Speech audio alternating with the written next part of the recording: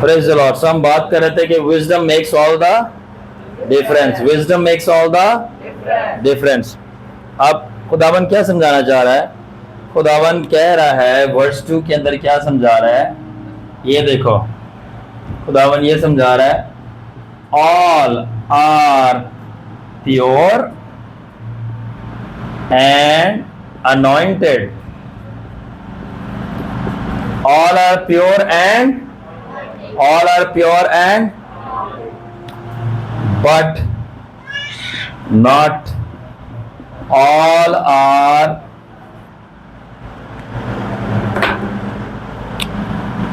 wise and smart। थोड़ा इसको ये आपके अंदर जाए। खुदावन क्या कह रहा है? सब की सब पाक और मसा की हुई हैं, मगर सब की सब समझदार नहीं है। पढ़ लो, ये अपने अंदर जाने दो, ये आपकी तकदीरें चेंज करेगा, मसा नहीं करेगा, मसा नहीं करेगा। That will do. सब की सब कौन है? पाक और मसा की हुई हैं, मगर सब की सब समझदार।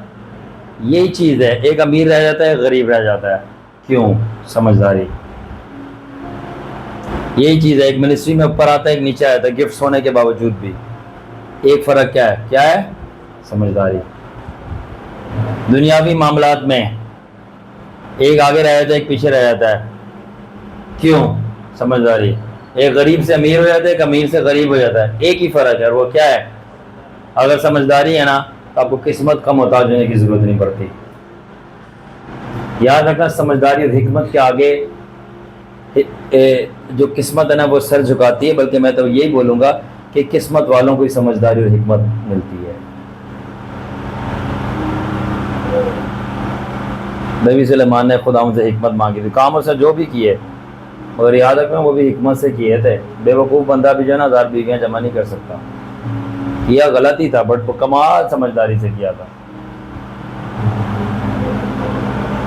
अंडरस्टैंडिंग।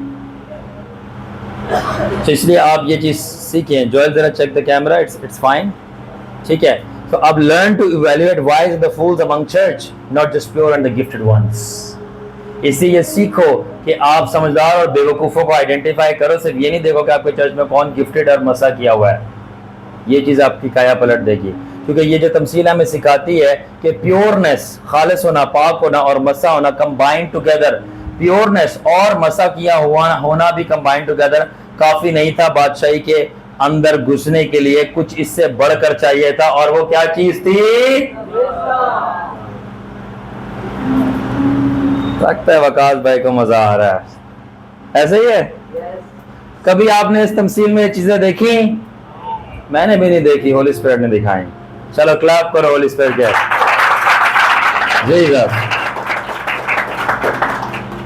अब सुनो, because if you find people pure and anointed among you and are not wise, they will talk all good things but never know how to do it, make all good plans and have brilliant intentions but never have the brains to implement it। क्या मतलब? अगर आपके पास खालिस, पाक और मसा किए हुए लोग हैं और वो अच्छी से अच्छी बातें करते हैं, वो अच्छी से अच्छी क्या करते हैं?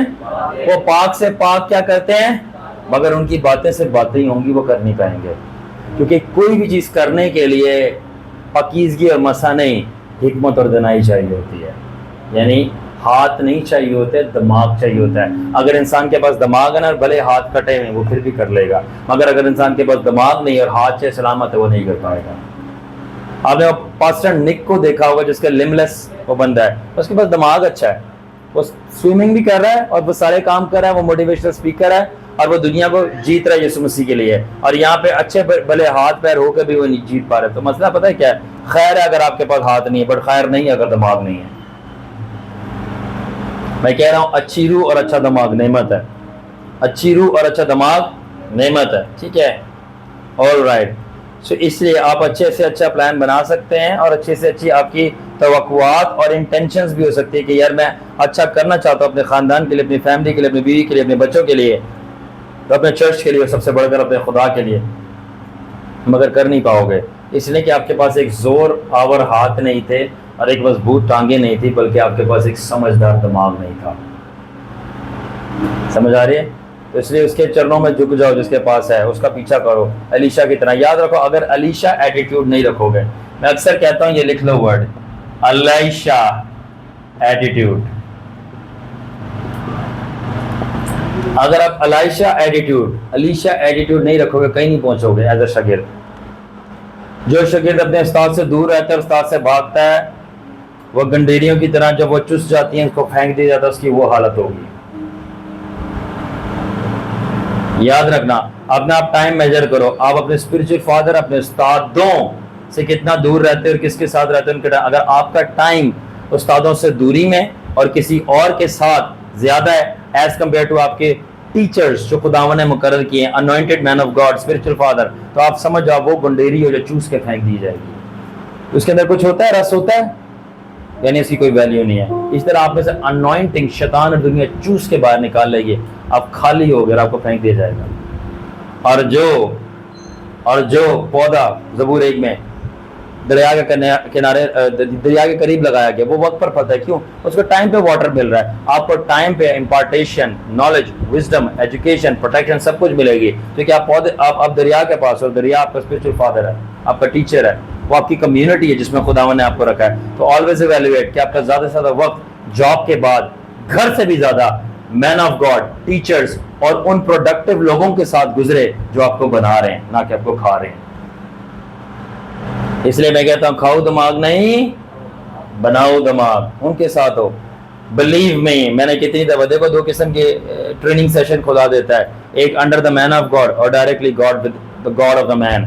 ठीक है, कुछ वो लोग होते हैं जिनको खुदा उस्ताद के नीचे रखता है, और कुछ लोग वो होते हैं जिससे खुदा डायरेक्ट डीलिंग करता है। जिस तरह मूसा था, इब्राहिम था, एलिया था, इनके कोई उस्ताद नहीं था, खुदा डायरेक्ट डील कर रहा था। हाँ, इनडायरेक्टली उस्ताद हो सकते हैं, किसी न किसी सीख रहे हैं, बट डायरेक्टली लोकली फिजिकली उनके साथ प्रेजेंट नहीं होता। तो दो, और इन दोनों में से बड़ा कौन है? जिनके साथ खुदा डायरेक्ट डील करता है, या जिनके साथ खुदा किसी अपने बंदे के साथ डील करता है? ना वो बड़ा है जिसके साथ खुदा डायरेक्ट डील कर रहा है, ना वो बड़ा है जिसके साथ खुदा बंदे के साथ डील कर रहा है। पता है बड़ा कौन है? जिसके साथ खुदा जैसे भी डील कर रहा है वो कहना मानने के लिए और करने के लिए तैयार है। That's it. एलिया के साथ खुदा डायरेक्ट था, अलीशा के साथ खुदा डायरेक्ट नहीं था, थ्रू एलिया था। मूसा के साथ खुदा डायरेक्ट था, मगर यीशु के साथ खुदा इनडायरेक्ट था। बट कौन बड़ा था? जिसने कहना माना। तो एलीशा का डबल मिला, और यीशु ने वो भी किया जो मूसा ने नहीं किया। मूसा कभी नहीं पहुंचा खनान में, यीशु पहुंच गया।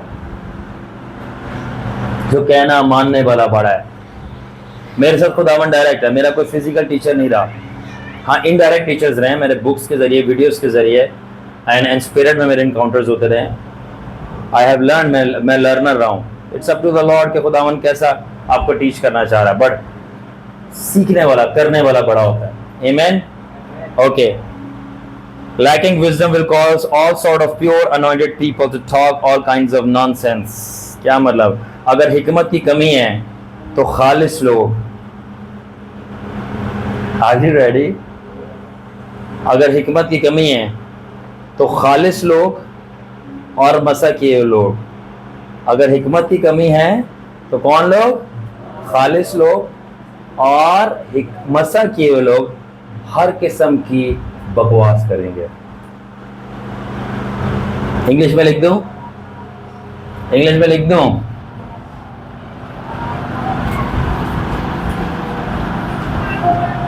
ठीक है ना? लैकिंग, देख लो, lacking wisdom will cause pure and anointed people to talk all kinds of nonsense, और nonsense क्या चीज़ है? is equals to unwise things। अगर आप में हिकमत की कमी है तो खालिस और मसा किए हुए लोग आपको हर किस्म की बकवास बात करते मिलेंगे। बकवास बात पता है क्या है? जिसमें समझदारी और दनाई नहीं है। यू कैन सी, आप देख लो।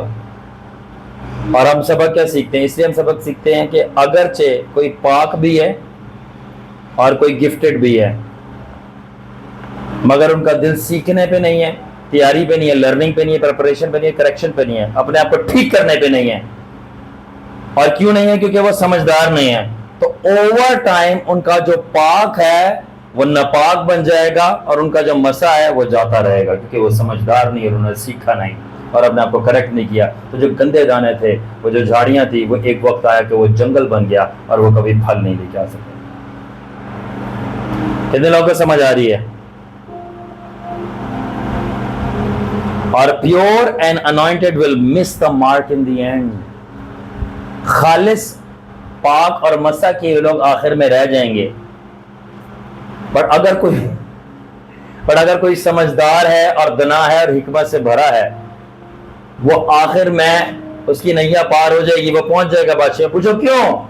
क्योंकि वो समझदार था, जो गलत था उसने सही किया, जो नापाक था उसने उसको पाक किया, जो सीखने वाला था उसने सीखा और अपने आप को ओबीडियंस में, वफादारी में, करेक्शन में, ताबेदारी में लाया और प्रिपेयर किया अपने आप को। जो चीजें प्रिपेयर करने वाली थी वो गंदे दाने निकाले और आखिर में पहुंच गया। तो मैटर नहीं करता अगर आप पाक नहीं हो, मसा किए हुए नहीं हो, बट ये बड़ी बुरी बात है अगर आप समझदार नहीं हो, फंसोगे।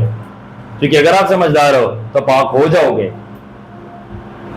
अगर समझदार हो तो मसा डबल हो जाएगा। मगर अगर ना समझो तो जो पकीजगी है वो आगे जाके ऐसे आप ना समझदारी से गुनाह करोगे, बेवकूफियां करोगे कि आप अपनी पकीजगी भी गंदगी में बदलोगे। और अगर ना समझो, बेवकूफ हो, तो आपका जो मसा है, आपको मसा किसी और चीज के लिए मिला है और बंदा जो है वो कहीं और पहुंचा हुआ है। इसलिए मैं कहता हूं बेवकूफियों से बचो। अब आपके लिए एक लेसन है और जो लिख रहा है वो लिख ले। Are you enjoying this? My God.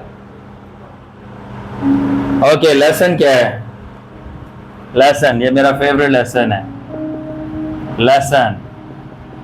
और लेसन क्या है? और लेसन है having wisdom doesn't just mean a good learner।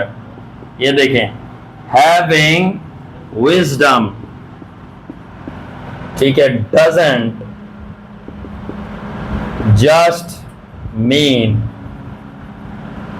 a good learner, a good learner। पढ़ो क्या लिखा है? Having wisdom doesn't just mean a good learner, rather क्या चीज? A good doer of the things learned। Wow, I love this, I love this। Wisdom doesn't just mean a good learner, rather a good doer of the things learned। क्या मतलब? हिकमत का मतलब ये नहीं है कि वो पढ़ने में अच्छा है। मेरे पीछे बोलो, हिकमत का मतलब ये नहीं है कि एक बंदा पढ़ने में अच्छा है, बल्कि करने में अच्छा है वो चीजें जो उसने पढ़ी थी। कैसा? मुझे ये बताओ, जो आप यहां से सीख के जाते हो, कितना को करा है आपने? जो मैंने आपको बिजनेस की, फाइनेंस की, प्रेयर की, स्पिरिचुअलिटी, कितनी बातें सिखाई, कितनी की हैं जाके, रिलेशनशिप की बातें की, कितनी प्रैक्टिस की है। तो हिकमत का मतलब ये नहीं कि बंदा पढ़ने में अच्छा, हिकमत का मतलब ये कि बंदा करने में अच्छा, जो चीजें सीखी थी। Hallelujah, hallelujah, hallelujah. आगे चलें। ओके, वर्स बाय वर्स चल रहे हैं हम, वर्स बाय वर्स। अब आ रहा है वर्स 4।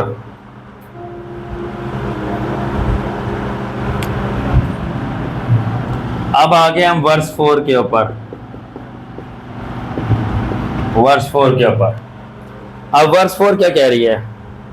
अब वर्स 4 के अंदर लिखा है कि बेवकूफों ने तेल नहीं लिया और समझदारों ने तेल लिया। बेवकूफ कवारियों ने तेल नहीं लिया और समझदार शादीशुदा ने तेल लिया? नहीं सॉरी, वो भी कवारी थी, जस्ट जोकिंग। तो बेवकूफ़ कवारियों ने तेल नहीं लिया और समझदार कवारियों में तेल लिया।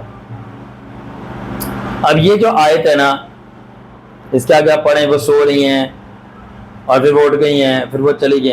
तो ये जो आयत है ना, ये इट्स ऑल अबाउट ट्रेट्स। ये किस चीज़ के बारे में है? इसके अंदर खसूसियत,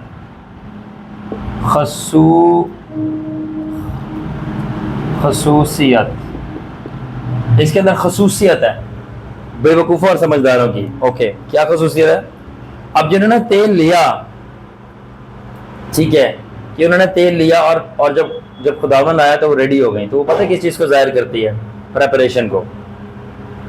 और जिन्होंने तेल नहीं लिया, पता है वो किस चीज़ को जाहिर करती हैं? अनप्रिपेयर्ड होने को। मैं लिखता जाता हूँ, इसको मिटाता हूँ, वर्ड्स 4 चल रहे थे, ठीक है। ये बीच में हमने लाइन दी, इधर ये बनाया वाइस और यहाँ पे फूड्स। तो जिन्होंने ऑयल लिया था,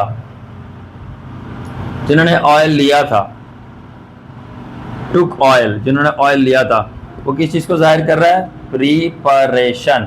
उनकी प्रेपरेशन स्ट्रॉन्ग थी। और जिन्होंने ऑयल नहीं लिया था, वो क्या थी? अनप्रिपेयर्ड थी, ठीक है। तो सवाल ये है कि वो अनप्रिपेयर्ड क्यों थी? क्योंकि वो क्या कर रही थी? वेरी गुड, क्या कर रही थी? तो बेवकूफों की पहली ट्रेट लिख लो, स्लीपिंग, और ये अवेक। 1 2 स्लीपिंग। तो जो ज्यादा सोता है वो कौन है? जो सोता रहता है, उठता नहीं है, वो कौन है? बेवकूफों की खुसूसियत क्या है और समझदारों की खुसूसियत क्या है? जागना। खुदा ने कहा उठो, जागो और देखो कि तुम आजमाइश में ना पड़ो। बार बार जागो। जागने वाला बंदा समझदारी की कैटेगरी में आता है, और सोने वाला, सोते रहने वाला बंदा ना समझदारों की कैटेगरी में आता है। वो सोती रह गई, इसलिए वो प्रिपेयर नहीं कर पाए, और वो प्रिपेयर नहीं कर पाई, खुदा ने उनको बाहर कर दिया। It's dangerous. सर आपने आवर्स मेजर करो, लड़ो। मैं अपने आप से बहुत लड़ा और अभी भी लड़ रहा हूँ कि मैं कम सोऊं। मैंने आर्नल्ड श्वार्ज़नेगर की जो है ना टेस्टिमनी सुनी थी कि किस तरह बॉडी बिल्डर बना, और जो ओलंपिक्स का या बॉडी बिल्डिंग का जो वो मिस्टर ओलंपिया होता है, whatever that's called, वो बना।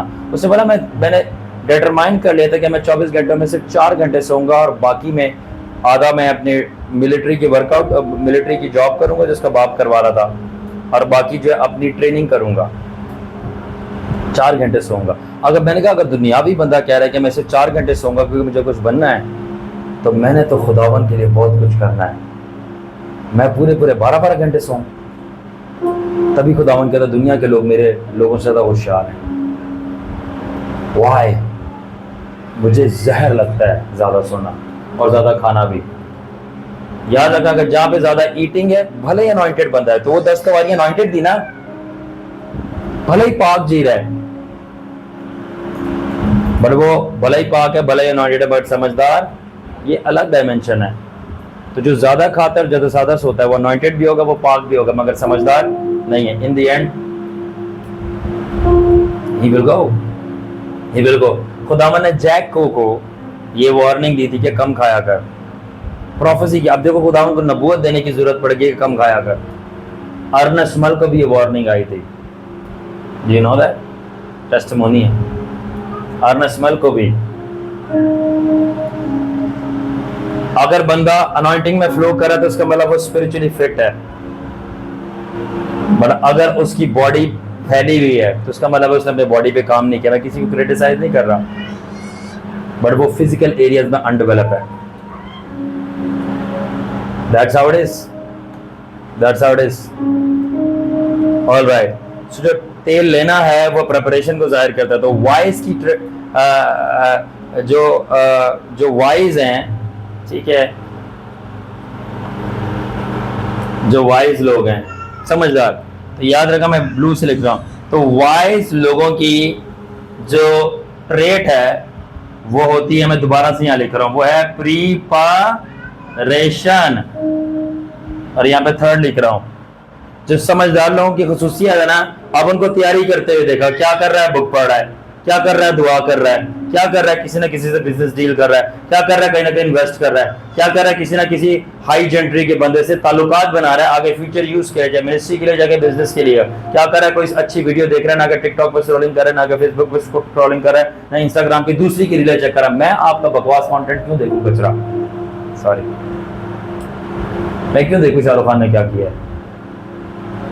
आई वॉन्ट टू सी समथिंग कि जिससे मैं बनूंगा, क्योंकि कल शाहरुख खान आके मेरी फैमिली को नहीं पालेगा, मुझे अपनी फैमिली खुद पालनी है।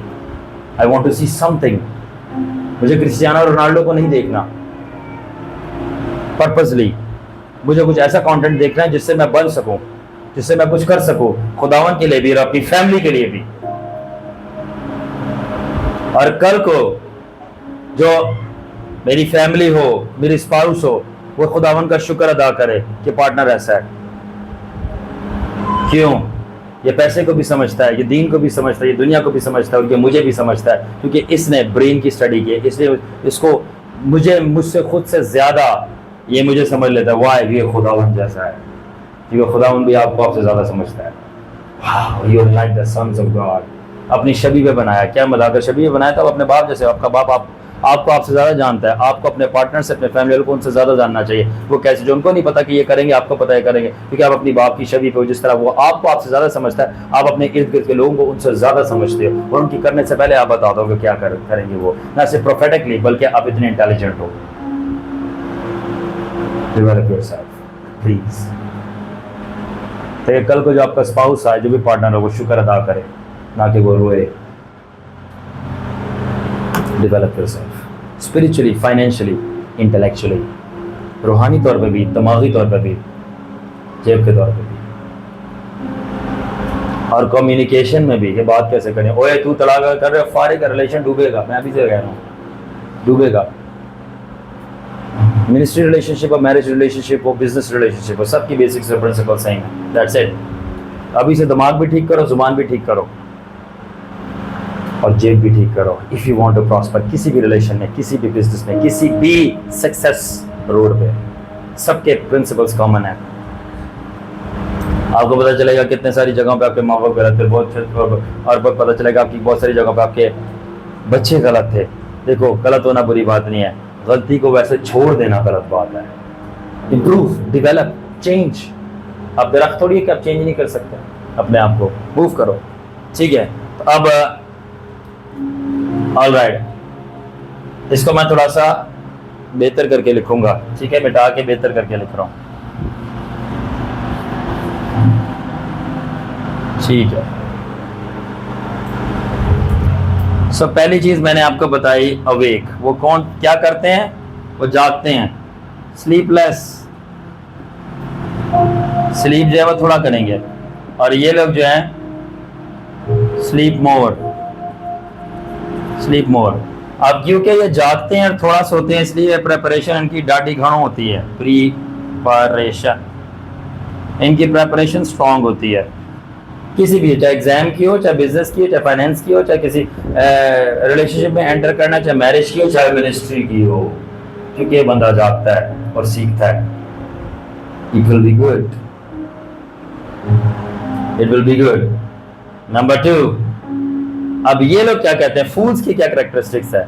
इनकी प्रेपरेशन स्ट्रांग नहीं होती, इनकी प्रोक्रेस्टिनेशन स्ट्रांग होती है। ये स्ट्रांग होती है। प्रोक्रेस्टिनेशन पता है किसे कहते हैं? प्रोक्रेस्टिनेशन किसे कहते हैं? प्रोक्रैस है, क्रैश, ये आर लग जाएगा। Procrastination, procrastination.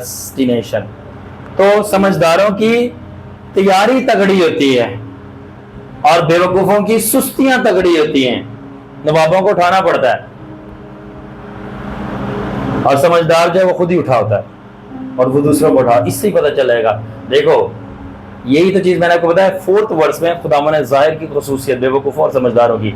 और क्यों? वो पाक लोग थे, वो मसा किए हुए थे, बट वो बाहर थे, क्योंकि वो समझदार नहीं थे। और समझदार क्यों नहीं थे? उनके अंदर ये चीजें थी। वो सो ज्यादा रहे थे, वो सुस्त थे, और क्योंकि वो सो ज्यादा रहे इसलिए तो सुस्ती कर रहे हैं। और जब वो सुस्ती कर रहे हैं तो वो प्रिपरेशन नहीं कर रहे हैं, वो क्योंकि प्रोक्रेस्टिनेशन कर रहे हैं। और तीसरी चीज क्या थी, अब ये मेरी फेवरेट चीज है, आर यू रेडी? और वो ये है कि समझदार थे वो नाउंसेस पे, नाउंसेस किसे कहते हैं? बारीकियां, बारीकियों पे ध्यान दे रहे थे कि खुदावंद आने वाला, हमें क्या पता किस टाइम पे आते, उस वक्त हमें तैयारी करने का मौका मिले ना मिले, अभी से सारी प्रिपरेशन करो, प्री टेस्ट पहले से, प्री का मतलब पहले से सारी चीजें रेडी रखो। जब औरत किचन में जाके खाना बनाती है, इसको पता है मेहमान आने वाले हैं, वो पहले से घर वालों को बोल देते हैं, भाई को, अपने शौहर को, अपने बड़ों को, अपने घर के मेरे हजरात को, क्या मैं पहले से राशन ला के रख दें, एंड पे थोड़ी भागोगे, पता है ना। अगर चाय बनानी है तो आपके पास सारी चीजें, दूध भी है, पानी भी है, चीनी भी है, पत्ती नहीं है, तो आप कैसे बनाओगे? तो पहले से मंगवा कर रखो, एंड वक्त पे बाहर से थोड़ी लेने जाओगे। मेहमान सर पे आ गए तो बेइज्जती होगी, डिले होगा। इसी तरह खुदावन सर पे आ गए और आपने प्रिपेयर नहीं हुए तो फिर मतलब सो रहा था। तो नाउंस वो बारीकियों पे ध्यान रखते हैं, और बारीकियां क्या है? बारीकियां है कि आगे जाके क्या होगा। मगर जो बेवकूफ है वो नाउंसेस, जिसको उर्दू में क्या कहते हैं, वो समझदार जो है वो बारीकियों पे ध्यान देते हैं, नाउंसेस पे क्या करते हैं? फोकस।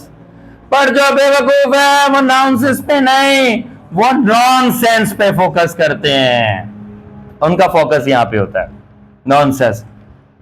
उसके पास क्या हुआ है, किसने किसको मारा है, कि कौन सी गली में लड़ाई चल रही है, कौन सी फिल्म रिलीज हो गई है, फलाने के घर में क्या बना है, पड़ोसन ने क्या पकाया है, उसने क्या बनाया है, ठीक है, दूसरा पास्टर क्या कर रहा है, हमें क्या लगे उसको क्या कर रहा है।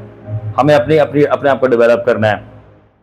उसको ज्यादा ये होगा कि मैं अपना ये पता कर लूं मैं, और बहुत सारी फजूल चीजें हैं, मेरे दोस्त यार क्या कर रहे हैं, उनके साथ मैं वक्त गुजार लूं, थोड़ा खा लूं, थोड़ा पी लूं, मैं मौज कर लूं, पानी का बुल बुला, ये सब नॉनसेंस। जो चीजें मैटर नहीं करती उसके लिए सबसे ज्यादा मैटर कर रही होंगी। इधर उधर जाना, घूमना फिरना, सारे दुनियावी, जिस्मानी और गैर जरूरी मसले इसमें फंसा होगा। ये क्या है? नॉनसेंस। फोकस नहीं। क्यों? क्योंकि वो सो ज्यादा रहा है, सुस्त है, और जब सुस्त है तो उठ के वो नॉनसेंस बारीकियों पे फोकस नहीं करता। क्योंकि अगर वो नॉनसेंस बारीकियों पे फोकस कर रहा होता तो पहली बात वो सोता नहीं, और दूसरी बात वो सुस्ती नहीं करता, और तीसरी बात वो तैयारी पकड़ता, क्योंकि वक्त थोड़ा खुदावंद आने वाला है। ठीक है। और अगली चीज क्या, कितने लोगों को समझ आ रही है? ठीक है। इसलिए तो वो समझदार थी, वो सोई नहीं, उन्होंने पहले से तैयारी पकड़ी, जब खुदावंद आए तो तेल काफी हो, और तेल अनॉइंटिंग, और आगे जाके बताऊंगा सिर्फ अनॉइंटिंग नहीं थी, एक और चीज थी। तो इसलिए हम सबक सीखते हैं कि wise focus on and fools focus on nonsense, बेवकूफ चीजों पे। तो इसलिए the key traits of fools are time wasters. तो बेवकूफों की मैं क्या ही तारीफ करूं, ठीक है ना। अब ये 3 ट्रेड्स मैंने बता दिए हैं। अवेक होते हैं, प्रिपरेशन होती है, नॉनसेंस होती है, स्लीप कर रहे होते हैं, प्रोक्रेस्टिनेशन और नॉनसेंस होते हैं। अब मैं सिर्फ बेवकूफों को, शानदार लोगों पे जरा मैं बात करना चाह रहा हूं। फूल्स। अब मैं पता नहीं खुदा मुझे बेवकूफों के बारे में क्यों बताता है ज्यादा। अब फूल्स की ट्रेड देख लो, फूल्स, सिर्फ फूल्स के बता रहा हूं। नंबर 1 ये क्या होंगे? टाइम वेस्टर्स, जबरदस्त टाइम जाया करेंगे, टाइम वेस्टर्स। नंबर 2, लिखते जाओ, ठीक है। टाइम से रिलेटेड सब है, नो वैल्यू ऑफ टाइम, क्योंकि टाइम जाया करें इससे क्या जा रहा है, नो वैल्यू ऑफ टाइम। उसके बाद नंबर 3 है नो मैनेजमेंट ऑफ टाइम, कोई टाइम की मैनेजमेंट नहीं होगी, management of time. Number 4, no management of time और नो अंडरस्टैंडिंग ऑफ फ्यूचर, और फ्यूचर भी आगे का टाइम है, फ्यूचर टाइम, ठीक है ना। टाइम वेस्ट करने में बादशाह होंगे, टाइम को कभी वैल्यू नहीं देंगे, टाइम को समझेंगे नहीं, और फ्यूचर में टाइम क्या किस तरफ मुड़ जाएगा और क्या कॉन्सिक्वेंसेस होंगे उसको नहीं समझेंगे। इसलिए ये सब चीजें नहीं समझ रहे होते, इसलिए वो प्रेजेंट में कोई तैयारी नहीं पकड़ेंगे। तो क्या मतलब, वो फ्यूचर का इंतजार कर रहे हैं कि हम रोएं और बर्बाद हों। दैट्स वाई आपका प्रेजेंट आपका फ्यूचर बनेगा। अभी काम करना शुरू करो, अपनी रूहानी जिंदगी पे अभी काम करो, अपनी रिलेशनशिप पे अभी काम करो, अपने बिजनेस पे अभी काम करो, अपनी फैमिली पे अभी काम करो। ये नहीं कि अभी सोओगे बाद में काम होगा। अगर अभी काम नहीं करे तो तैयार हो जाओ, बाद में फिर आप रोओगे। अभी वेक अप, अभी से बी सीरियस।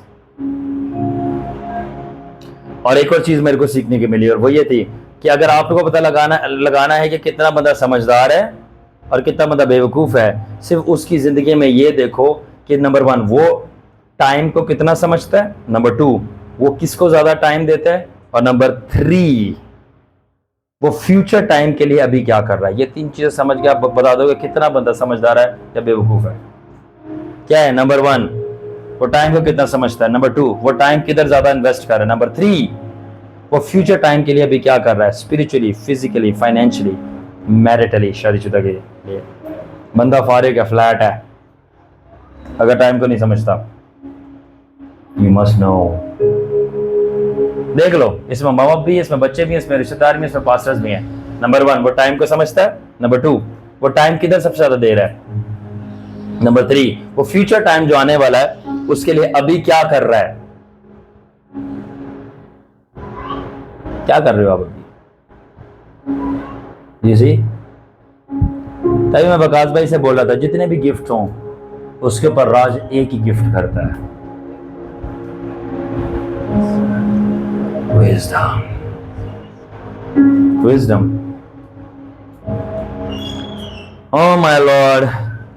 अब मैं क्यों कह रहा हूं, क्योंकि जब खुदावंद आया उस आयत के अंदर, उन्होंने इतना टाइम जाया कर दिया था और उनके पास टाइम और नहीं था, यानी उनको टाइम ही नहीं मिला वो करने के लिए जिसके करने की वजह से वो खुदावंद के साथ जाते, क्योंकि उनको कभी टाइम की वैल्यू ही नहीं थी। उन्होंने टाइम ही ज़ाया इतना कर दिया था कि उनको अब जीसस के साथ अबदी टाइम नहीं मिल सका। यानी कि अगर आप अभी का टाइम वेस्ट कर रहे हो जो कि ख़त्म होने वाला है, तो आपने जीसस को प्रूफ कर दिया है कि आप हमेशा का टाइम उसके साथ स्पेंड नहीं कर सकते, क्योंकि उसका कानून है जिसके पास है उससे दिया जाएगा। और खुदा उनके पास एक और कानून क्या है कि तू थोड़े में ध्यानदार है तो मैं तुझे ज्यादा पर मुख्तार कराऊंगा। अगर तू जमीनी टाइम में वफादार रहेगा कि तूने इसको अच्छे से मैनेज किया, मैं तेरे को आसमानी टाइम में भी शरीक कर लूंगा कि तेरा कभी टाइम नहीं खत्म होगा मेरे साथ। तू जमीनी टाइम कहीं और स्पेंड कर रहा है तो मैं क्यों अपने आप को तेरे को अपने साथ रहने दूं। खुदावन बहुत कानूनों का पक्का है। He is a dangerous man. खुदावन डेंजरस मैन है। तो बेवकूफों ने तेल नहीं लिया और उनके पास तेल की कमी थी। वर्ष 5 और 8 के अंदर लिखा है। तो अब मैं बताने लगा तेल का नया मतलब, ठीक है। और तेल का नया मतलब है ऑयल। पुराना मतलब क्या था, ये ओल्ड। वर्स 5 ये हो गई, वर्स 5 कैंसिल हो गया, ठीक है। तेल का पुराना मतलब था ऑयल। पुराना ओल्ड मीनिंग क्या था, ओल्ड। ओल्ड मीनिंग क्या था, मस्सा। अब मैं न्यू मीनिंग देने लगा हूं, न्यू। और न्यू मीनिंग पता है क्या है, आर यू रेडी, ठीक है। पुराना मतलब था कि मस्से की कमी है, बट आज मैं होली स्पिरिट से आपको न्यू मीनिंग देता हूं। Less oil mean less anointing, but new meaning क्या है, कम तेल होने का मतलब है अंडरस्टैंडिंग।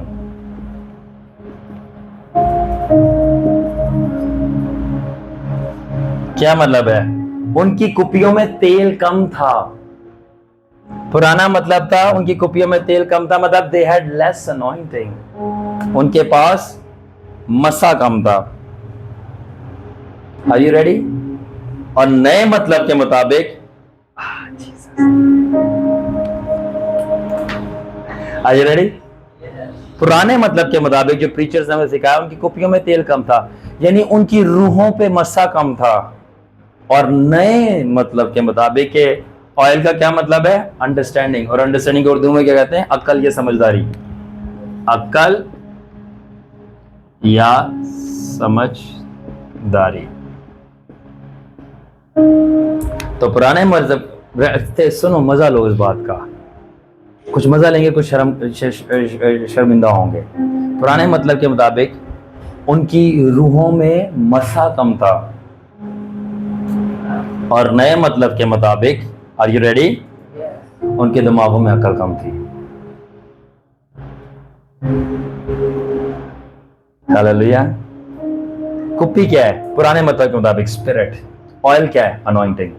बट होली स्पिरिट ने मेरे को बिल्कुल चेंज कर दिया मतलब। कुप्पी क्या है, ब्रेन। और ऑयल क्या है, इसके दिमाग में तेल कम है, अंडरस्टैंडिंग कम है, इसको समझ ही नहीं लगी करना क्या है मालिक के आने से पहले।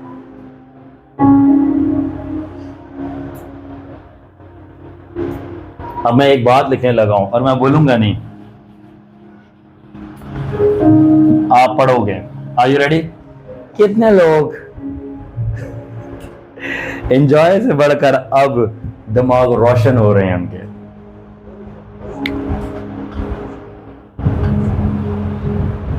अब ये देखें,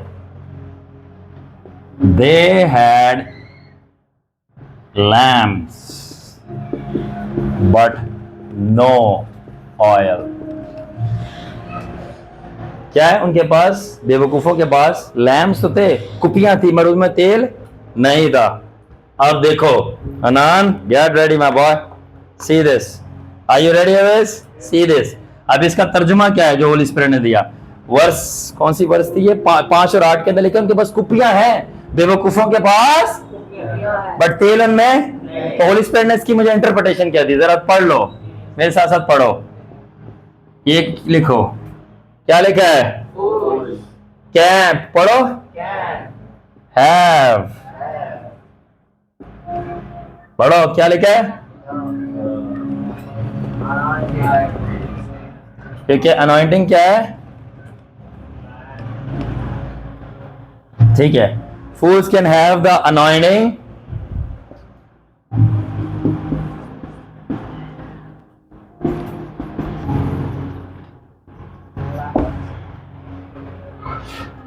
बेवकूफों के पास मस्ता हो सकता है मगर अकल नहीं होगी। बेवकूफ पे भी मसा आ सकता है और उसमें समझदारी नहीं होगी। इससे बड़ा कौन हुआ? अक्ल वाला या मस्से वाला। इसलिए उसको फॉलो नहीं करो जिस पे अनॉइंटिंग है, बल्कि जिस पे विजडम, क्योंकि विजडम ही तमाम मस्से को चलाती है। क्योंकि हमने बोला था कि सब गिफ्ट्स के ऊपर कौन सा गिफ्ट बैठता है? विजडम। सो कुप्पी है उनके पास मगर कुप्पी में तेल नहीं है। इसको तरह तरह से, दिमाग है, दिमाग में अकल नहीं है। दिमाग के अंदर अकल होती है ना, कुप्पी के अंदर तेल होता है। दिमाग में अकल ही नहीं है, कुप्पी में तेल ही नहीं है।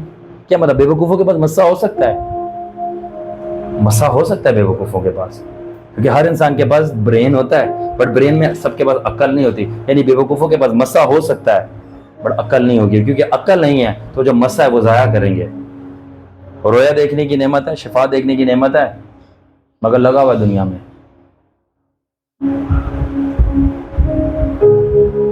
नबूवत करने की नेमत है, ठीक है, बट जाके प्रोफेसी नहीं करनी, उसे चर्च खोलना है। चर्च का तेरे को बोला ही नहीं खुदा माने, तू क्यों खोल रहा है? रूहानी गलतियां और दुनियावियां गलतियां दोनों करेगा। क्यों? इसलिए कि मसा नहीं था, इसलिए कि पाक नहीं था, इसलिए कि साफ नहीं था, सब था, मगर क्या नहीं था? अक्लमंद नहीं था। दैट इज वाई मैंने कहा आखिर में कौन पहुंचेगा बादशाही में। और अगर आपको याद हो, मैंने अलीशा की जब कैरेक्टरिस्टिक्स बताई थी, क्यों अलीशा आगे निकला था दूसरे शागिर्दों से, वो भी यही था, विजडम। वाओ। सो जो वाइज वर्जन्स थी, जो समझदार थी, वो बादशाही के अंदर दाखिल इसलिए नहीं हो गई क्योंकि वो पाक थी, क्योंकि वो खालिस थी, क्योंकि वो मसा की हुई थी। मसा का मतलब वो पावरफुल थी।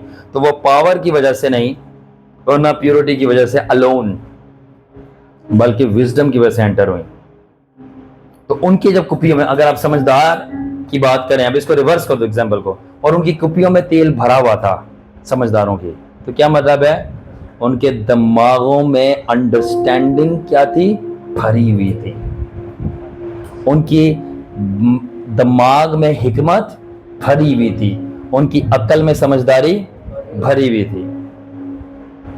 क्या मतलब? कि हो सकता है एक ईमानदार के रूप पे मसा नहीं हो बट दिमाग में समझदारी बहुत है, हिकमत बहुत है, और ओवर टाइम उस पर डबल मसा आएगा। तो कभी भी आपने किसी चीज को शॉर्ट टर्म में नहीं, लॉन्ग टर्म में देखना है कि इसका फाइनल एंड प्रोडक्ट क्या होगा। मेरा this is 12th year with the Lord. जब मैंने स्टार्ट किया था, मेरे साथ के लोगों ने सब ने गैर जुबानें देखी थी, गैर जुबानें बोली थी और रोया देखी थी। ना मैंने गैर जुबान देखी कि कई सालों तक बोली, कई सालों तक मैंने गैर जुबान नहीं बोली, और ना मैंने रोया देखी, बट मैं अक्ल और दनाइर, हिकमत और खुदावन को समझने के पीछे लगा रहा। And by the grace of God, अगर किसी की रूहानी आंखें बंद है, मेरे पास ले आओ खुदावन की इजाज़त से। जब खुदावन मुझे अलाउ करे, ना सिर्फ मैं उसकी स्पिरिचुअल आइज खोल के उसका आसमान पे भी भेज सकता हूँ, बल्कि जोन सी बोली बुलवाना चाहूँ स्पिरिट की, वॉरफेयर के लिए वो भी बुलवा सकता हूँ। मैं वो बंदा हूँ जो गैर जुबान नहीं बोलता था और रोया नहीं देखता था। अब मैं एक्टिवेट करने की ग्रेस रखता हूँ खुदावन की, ना सिर्फ कुव्वत से बल्कि जब वो चाहे। ये ग्रेस है। क्यों? विजडम। जो चीज़ सीखनी थी मैं उसके पीछे गया। इसलिए अगर आप गैर जुबान नहीं बोलते नो प्रॉब्लम, बट अगर आप दुआ नहीं करते अपनी भाषा में कंसिस्टेंटली परसिस्टेंटली, बहुत बड़ी प्रॉब्लम है।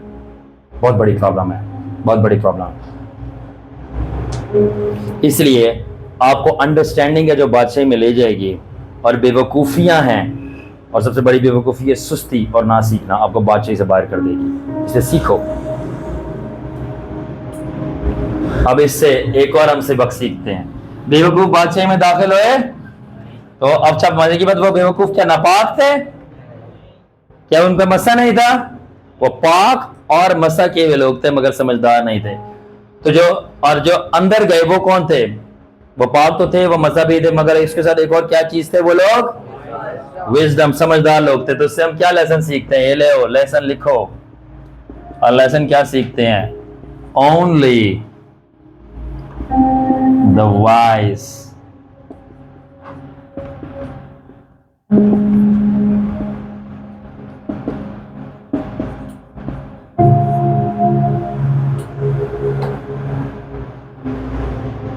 क्या है? Only the. तो कौन मिले खुदावन से ब्राइड ग्रूम जब आया? समझदार लोग। और जो ना समझ कवारियां थी वो कलीसिया की हालत है। और खुदावन ने उनसे मिलने से भी इनकार कर दिया, बोला मैं नहीं चाहता। तुम कौन है? खुदावन बेवकूफों से मिलना भी पसंद नहीं करता। ये कलीसिया की हालत बता रहा है। मेरे लोग किसकी वजह से हलाक हो जाते हैं? आदमी मार्फत, नॉलेज। और नॉलेज अंडरस्टैंडिंग प्रोड्यूस करती है। क्या मतलब? मेरे लोग ना समझ होने की वजह से मारे जाते हैं, ना कि मसा और पाक नापाक। अंडरस्टैंड हो रहा है? दिमाग की खिड़कियां खुल रही हैं। और कौन अंदर दाखिल हुए? जो समझदार लोग थे, और उन्हें ही खुदावन से मिला। और कौन बाहर रह गए? जो नहीं मिल पाए, ना समझदार लोग। यानी खुदावन किन से नहीं मिलता? यानी खुदावन उसके पास भी होगा, उसको पता नहीं चलेगा। माय लॉर्ड, थोड़ा और मैं डीप जा सकता हूं? क्या थक गए हो? हाँ, क्या हम डीप जा सकते हैं थोड़ा और? क्योंकि अब थोड़ा और ड्रामेटिक होने वाला। मैं बता रहा हूं, अभी सिर्फ शुरू है। अभी बहुत सारी चीजें जो मैं आपको सिखाना चाहता हूं, बट मैं थोड़ा सा वेट कर रहा हूं खुदा के प्रॉपर टाइम का। मैं बताना चाहता हूं मेनोरा के 7 चिराग क्या हैं प्रैक्टिकली। खुदावन की 7 रूहें, खुदावन के 7 दिमाग, हल्ली, खुदावन के सींग, खुदावन की 7 आंखें, माय गॉड, खुदावन की psychology, my Lord, my God, the mystery of the north star. North पे जो सितारा है उसका क्या राज है, जिधर से सारे फरिश्ते आते हैं। छोड़ो, अभी पीछे इधर ही रहते हैं, इधर ही रहते हैं, इधर ही रहते हैं, नॉर्थ स्टार तक नहीं पहुंचते।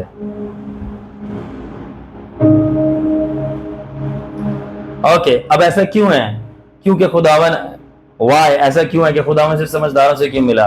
क्योंकि बाइबल खुदावन को कहती है, जीसस को कहती है, the chief of all God's wisdom, the chief of all God's wisdom.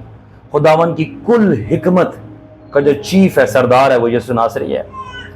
और उसकी जो किंगडम है, बादशाही जो है, लिख लो, लिख दो मैं अवेद भाई। खुदावन यीशु मसीह की बादशाही क्या है? वो है किंगडम ऑफ द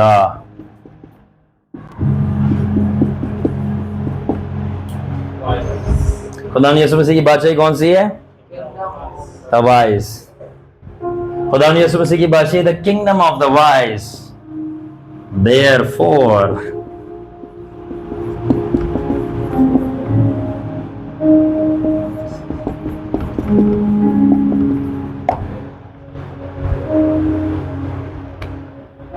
खुदा यीशु की बादशाही कौन सी है?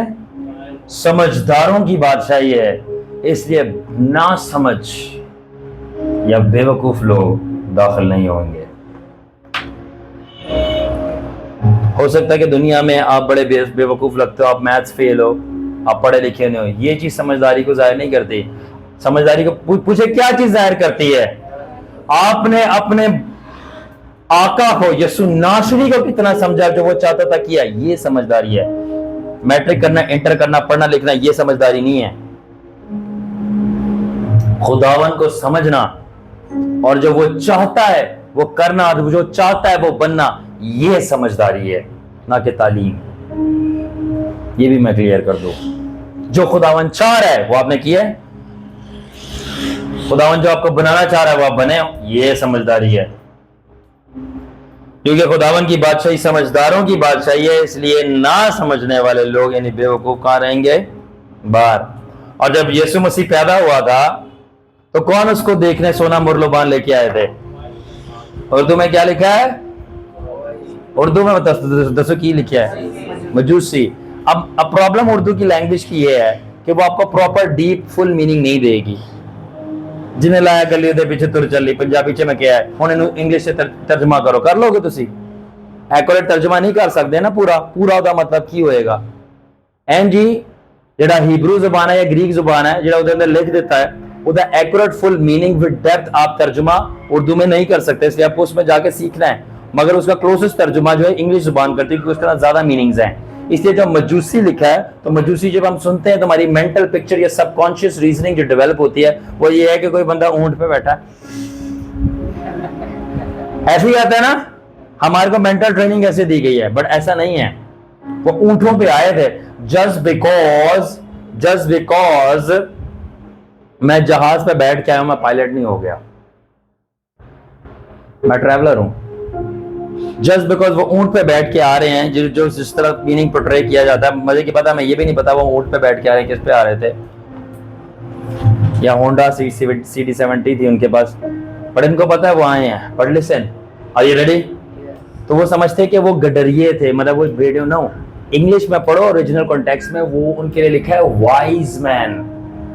कौन थे वो? Wise man. और अगर आप हिब्रू में जाके पढ़ो वो वाइज मैन पता है क्यों है? वो उन्होंने क्या देखा था? नंबर 1, उनका भेड़ों से लेना देना नहीं था, उनका स्टार से लेना देना।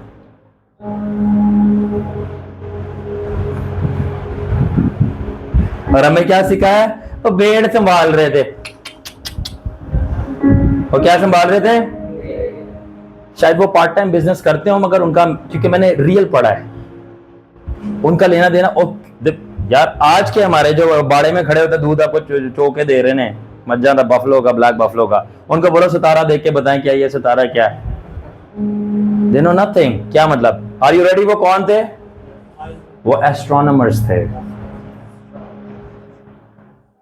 वो कॉस्मिक स्टडीज जानते थे। Little bit deep words, hard words, epistemology. ओ, किसी बंदे ने वर्ड सुन लिया। एपिस्टेमियोलॉजी क्या है? एपिस्टेमियोलॉजी का मतलब है नॉलेज की स्टडी करना, कि नॉलेज इटसेल्फ कहां से है, उसका मतलब क्या है, योर डीप एपिस्टेमियोलॉजी। तो वो जो वाइज मैन आए थे, अभी तो हम स्टार्ट हुए हैं, देखना कैमरा सही। जो वाइज मैन आए थे, पहली बात वो सितारों का इल्म रखते थे, स्टार्स, जो मैंने बताया नॉर्थ स्टार से फरिश्ते आते हैं। वो क्या है? सारा आसमान पे, हेवंस पे एक लोकेशन है जहाँ पे सितारा है, जहाँ पे एक खुदावन रहता है, प्लेनेट है, वहां से आते हैं। ये यूब की किताब में जिक्र है नॉर्थ स्टार का, वहां सारी चीजें आते हैं। तो वो कॉस्मिक स्टडीज थे, वो एस्ट्रोलॉजर्स थे, एस्ट्रोनॉमर्स थे, वो सितारों का, हेवंस की सितारों का इल्म रखते थे कि वो मूव कैसे करते हैं। जब उन्होंने सितारा देखा तो वो, क्योंकि पढ़े लिखे थे, वो समझदार थे, उन्होंने बोला ये सितारा कैसा, ये डिफरेंट है सबसे। और वो सितारा पता है क्या था? और वो सितारा पता है क्या था? पूछो क्या था? Angel of the Lord. वो सितारा खुदावन का पर्सनल फरिश्ता था, जिसने अनाउंस करना था और प्रोफेसाई करना था जीसस की कमिंग। वो दूर से सितारा लग रहा था जो मूव कर रहा था, मगर अगर आप उसको बाय द स्पिरिट, अगर आप स्पिरिट में खुदावन को एक्सपीरियंस देखे, वो क्लोज जाके देखे, वो सितारा नहीं था, वो एंजल था जो फिजिकली आसमान पर अपीयर हुआ था, और वो बर्निंग फायर में मूव कर रहा था, और वो सितारा लग रहा था। आपने वो पुराना गीत सुना भी होगा कि फरिश्ते, चलो आयत बताता हूँ, गीत मुझे रिमेंबर नहीं हो रहा, जबकि गीत भी इस पे बना हुआ कि गडरियों के गिर्द गिर्द नूर चमका, और एक गाने की आवाज आती थी, आलमे वाला पे खुदावन की तारीफ हो जिनके साथ वो राजी हुआ। वो कौन थे गडरिए? और फिर वो देख के वो चल गए। वो हेरोदिस से उनको हमें दगाही मिली कि उसके पास नहीं जाना, बल्कि उधर जाना है जहाँ पे वो बच्चा पड़ा हुआ है, छोटा बेबी जीसस है। आपको लगता है वो शेपर्ड्स थे सिर्फ? बाइबल इंग्लिश में कहती है वो वाइज मैन थे। कौन थे वो? और वाइज मैन इसे तो वो स्टार्स का इल्म रखता है। जब उन्होंने स्टार देखा वो हैरान हो गए कि ये कैसा स्टार है, क्योंकि वो स्टार नहीं था, वो angelic being, my God, angelic being था। और अगर आप अच्छा बोलो कि बाइबल कैसे प्रूफ करती है, मैं बाइबल से प्रूफ करूं क्या? मुकाशफा की किताब में आपने नहीं देखा जब यूहन्ना ने उसको देखा, सलमान साहब के स्पिरिचुअल फादर जो कि मेरे बहुत अच्छे दोस्त हैं, उन्होंने बोला खुदावन यीशु मसीह ने यूं किया, और जब यूं किया तो खुदावन ने जब यूं किया तो उसके लेफ्ट एंड राइट पे आप देख लेना कि 7 सितारे और 7 चिराग आए। तो खुदावन ने क्या बोला? 7 चिराग क्या है? 7 कलीसिया। 7 सितारे क्या? उनके क्या है? 7 फरिश्ते। सितारे क्या रिप्रेजेंट कर रहे थे? फरिश्ते। और मजूसियों ने जिनको इंग्लिश में वाइज मैन देखा, क्या देखा कि क्या जा रहा है? स्टार। और किस पे जाके स्टार रुका है? उस जगह पे। और रेवलेशन के कह रही सितारा क्या है? फरिश्ता। तो वो सितारा कौन था जो चल रहा था? जो पूरा कर रहा था नविश्ता। It was the star, the angel of the lord. फरिश्ते अपीयर करते हैं लाइट के अंदर, कभी कभी लाइट के बॉल्स होते हैं, वैसा लग रहा था सितारा चमक रहा है, ताकि वो एंजल होता है। अभी अलग स्टडी है, anatomy and physiology of spirits भी मैं कभी आपको पढ़ाऊंगा, और उसकी साइकोलॉजी और the psychology and neurology of spirits, angels and demons, ये भी कभी बाद में पढ़ाऊंगा, कभी बाद में बताऊंगा। ये सोचती कैसे, ऑपरेट कैसे करते, इनकी बॉडी कैसे होती है, इनके स्टेट ऑफ बीइंग कैसा है, ये गैसेस है, plasma, anyway that's another thing. But अब क्या मैं कहना चाह रहा हूँ, कहना ये चाह रहा हूँ, जब जीसस पैदा हुआ तो मैंने बोला जीसस जो है खुदावन की विजडम का बानी था, और वो इंग्लिश में कहलाते हैं, क्या कहलाते हैं इंग्लिश में? Wise man. अब मैं पॉइंट आपको कुछ बताना चाह रहा हूं। Wise man, wise man, wise man, ये आ जाएगा यहां, केम लुकिंग फॉर जीसस। क्या लिखा? वाइज मैन, समझदार लोग जो थे वो किसको ढूंढते ढूंढते आए? Wise man came looking for Jesus, not foolish man. समझदार यीशु को ढूंढते हैं, बेवकूफ लोग नहीं। वो समझदार थे इसीलिए यीशु को ढूंढ रहे थे। दरअसल उनको यीशु का उन्हें यीशु को ढूंढना और पता लगाना ही ये चीज जाहिर करता है वो समझदार है, क्योंकि कोई समझदार बंदा ही होगा जो यीशु को ढूंढेगा, क्योंकि बेवकूफ यीशु के अलावा सब चीज़ों के पीछे पड़े होते हैं उसको हासिल करने के लिए। बट ये समझदार है और समझदारी का फैसला है कि यीशु के पीछे जाना और उसको हासिल करना। सबसे बड़ी समझदारी दुनिया की यही है कि जीसस के पीछे जाना और उसको हासिल करना, उसको ढूंढना। और गैस व्हाट, और जो बेवकूफ फूलिश मैन थे वो यीशु के खिलाफ आए और उसको मारने के लिए आए, जो कि हेरोदिस था। इसी तरह जो बेवकूफ लोग होंगे वो हमेशा समझदारों की समझदारी की बातों से नाराज होंगे, खिलाफ जाएंगे और उनको मारने को, टूटने को, काटने को पड़ेंगे।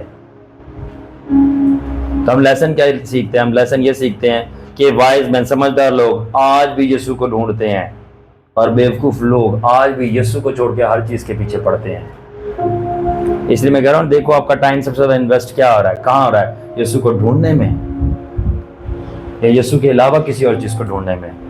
अगर सबसे ज्यादा टाइम आपका यीशु को ढूंढने में इन्वेस्ट हो रहा है ना, तो आप उतने ही समझदार हो। मगर अगर यीशु को छोड़ के किसी और चीज के पीछे निकले, उसको ढूंढने में, हासिल करने में, आप उतने ही समझदार का ऑपोजिट क्या है? ना समझ, उतने ही ना समझ हो आप।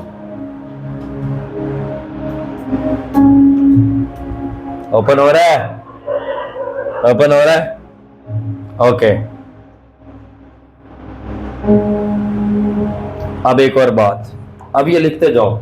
क्या आप लोग थक गए हैं? नहीं। क्योंकि अब मैं और डीप जाने लगा हूं। कैन आई गो? ठीक है। अब बात आ रही है the wise man.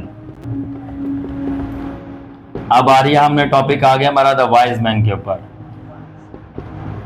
The wise man, number 1 बात क्या है? वाइज मैन की, ठीक है ना। जब वाइज मैन यीशु मसीह को ढूंढते हुए आए, जब वाइज मैन यीशु मसीह को ढूंढते हुए आए, वो क्या लेके आए? सोना मोर, सोना मोर। इंग्लिश में है gold, frankincense, what you call that? Frankincense and myrrh. So मुर में लाया मौत का निशान, क्योंकि तू देगा अपनी जान। आगे यीशु कुर्बान।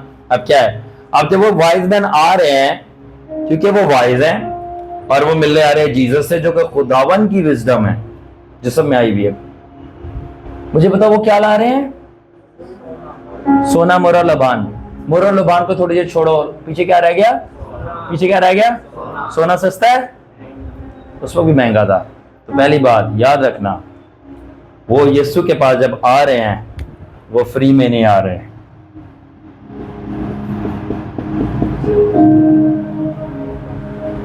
फ्री में नहीं आ रहे। जो मैं आपको अभी दे रहा हूं ना, ये पेड सेशन होना चाहिए। आप सबको कोई अमाउंट ऑफ पैसे देने चाहिए।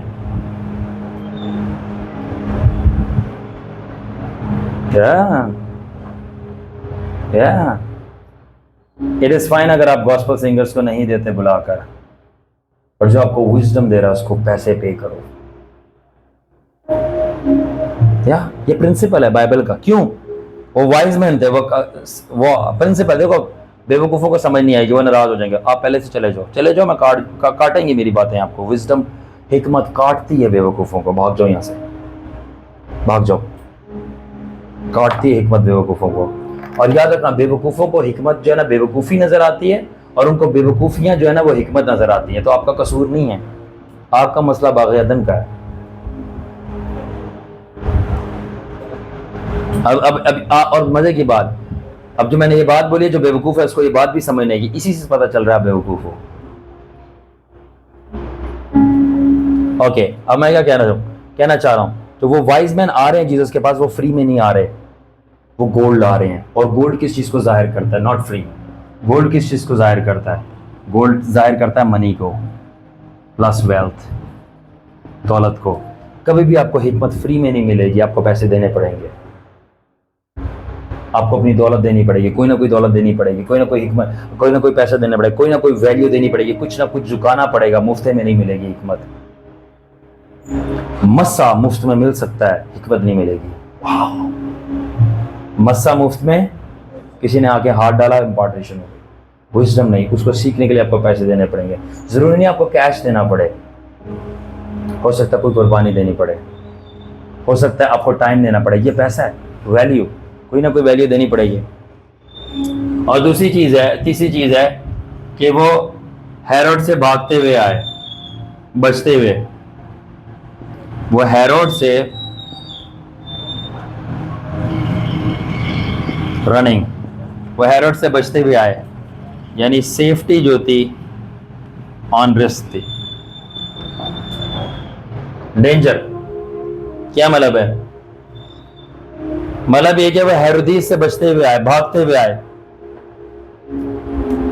नंबर 2, हिकमत को हासिल करने के लिए आपको डेंजर्स काटनी पड़ेगी, अपनी सेफ्टी और सिक्योरिटी छोड़नी पड़ेगी, आपको रिस्क लेनी पड़ेगी। बिना रिस्क लिए, डेंजर्स उठाए बगैर आपको खुदावन की अक्ल और समझ और राहों का अंदाजा नहीं होगा। आपको सख्तियां और डेंजर्स काटनी पड़ेंगी। लोग आपके खिलाफ आएंगे और आपको थ्रेट्स मिलेंगे।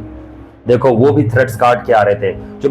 जो पापा की परी है और मामा का लाडला है, तो अपनी माँ के सीने के साथ चिपका रहे और ना आए, क्योंकि अगर वो बादशाही में आएगा अक्ल और दनाई और मसा और पावर की बातों में, तो उसको माँ के सीने नहीं, उसको मौत के सीने से गला लगाना पड़ेगा और खतरों के सीने पे सोना पड़ेगा। That's how it is. जिसने खुदा की राह के पीछे अपनी जान वक्फ की, उसने खतरे झेले हैं, और जिसे नहीं की उनके लिए जिंदगी उनका अपना खतरा बन गई है। तो इससे बेहतर है खुदावन के लिए खतरे झेल लो, वरना तो अपने मेके में, अपने पेके में, अपने ससुराल में, अपने घराने में उनके खतरे झेलो। क्या मतलब वो बातें सुना रहे हैं आप? फ्रेंड में खतरा झेल लो। इसलिए बेहतर है कि आप खुदावन के लिए खतरे झेल लो बनिस्बत इसके कि आप अपने इन लोगों से खतरे देखो। दैट्स वाई नंबर 1 क्या था, वो फ्री में नहीं आए, उन्होंने पैसे दिए। नंबर 2 क्या था, वो खतरा सह के आए, रिस्क करके आए।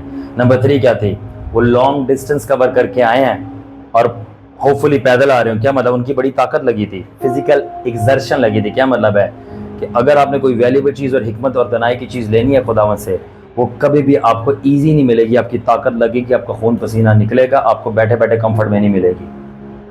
इसलिए बैठे हुए कमरे दुख रही है ना, वेरी गुड, हिकमत ऐसी ली जाती है, ऐसे ली जाती है। और 2 मिनट का गेम नहीं होता, वो कई दिनों ट्रैवल करके आ रहे थे, अब 2 घंटा नहीं बैठ सकते। कैसा, अब बताओ, जाना है? डू यू सी, ये प्रिंसिपल्स हैं, इसलिए बेवकूफ बाहर है, फिल्टर्ड आउट है। क्योंकि यीशु मसीह विजडम का बादशाह है, हिकमत का बादशाह था और मास्टर टीचर था, और वो लोग भी वाइज मैन थे, और वो हिकमत की शख्सियत की तलाश में थे जो कि यीशु नासरी था। और वो इसलिए समझदार नहीं थे, वाइज मैन नहीं थे, क्योंकि वो गोल्ड लाए थे।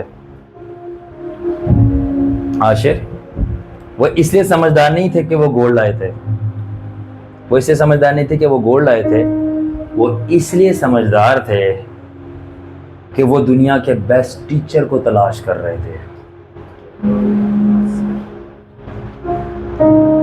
तो समझदार लोग वो होते हैं जो बेस्ट टीचर्स को तलाश करते हैं सीखने के लिए, क्योंकि वो सीखने के लिए अपना गोल्ड, अपना पैसा देते हैं, क्योंकि जो उसके बाद वो बनते हैं कोई मुकाबला नहीं कर सकता।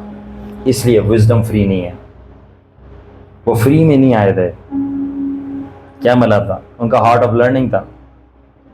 They didn't come for free। क्या मतलब है, उन्होंने पैसे दिए। क्या मतलब, हिकमत सस्ती नहीं है, बहुत महंगी है, सस्ती नहीं है, बहुत महंगी है, बिल्कुल भी फ्री तो बिल्कुल भी नहीं है, ये बहुत महंगा तोहफा है। तो क्या मतलब, it was a paid session, it was a paid session, money was involve, वो पेड सेशन था। मुझे बताओ, जब BSN मुफ्त में कर रहे हो एक क्लास के, आपको पता, जाके जरा फीस स्ट्रक्चर चेक करना, उसके चार्जेस होते हैं, ट्यूशन फीस इंक्लूडेड। पीछे एक बच्चे ने हाथ उठा लिया। जब BSN दुनिया में सिर्फ 40-50 हज़ार लेने के लिए पेड सेशन है, जो आपको हिकमत की बातें मिल रही हैं, जो कि दुनिया ना सिर्फ आपकी पर्सनल ज़िंदगी बनाएगी बल्कि अपनी ज़िंदगी बनाएगी, वो मुफ्त में ले रहे हो, इस वजह से उसकी वैल्यू नहीं है और आप कभी इंप्लीमेंट नहीं करते। और आपने जो हॉस्पिटल में टीका लगाना सीखा होता है कैनुला, वो जाके आप लगा लेते हैं, क्योंकि आपने पैसे दिए होते हैं, एहसास होता है, वैल्यू होती है। अगर इस सेशन के भी पैसे लिए जाएं तो आप जाके करोगे, क्योंकि एहसास होगा। तभी वाइज मैन को एहसास था ये बंदा बड़ा इंपॉर्टेंट है, इसको गोल्ड दो।